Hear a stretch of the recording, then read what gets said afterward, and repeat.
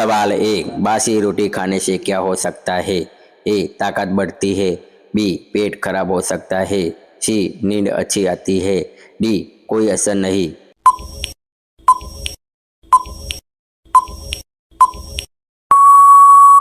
आपका जवाब बी, पेट खराब हो सकता है। सवाल बे, तंबाकू खाने से शरीर पर सबसे पहला असर किस पर पड़ता है? ए, दिमाग। बी, दिल। सी, मुंह और दांत। डी, पैर।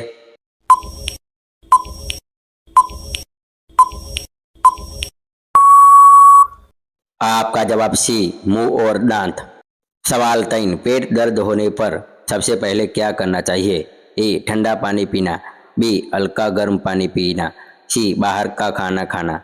डी, भाग दौड़ करना।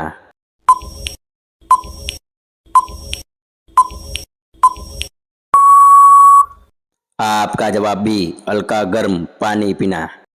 सवाल चार, खाली पेट तंबाकू खाने से क्या हो सकता है? ए, भूख बढ़ती है। बी, पेट में जलन। सी, वजन बढ़ता है। डी, कुछ नहीं होता।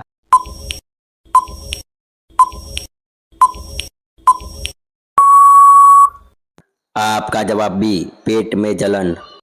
सवाल पाँच, पेट दर्द से बचने के लिए सबसे सही आदत कौन सी है? ए, देर रात खाना। बी, बासी खाना। सी, साफ और ताज़ा भोजन। डी, ज़्यादा मसालेदार खाना।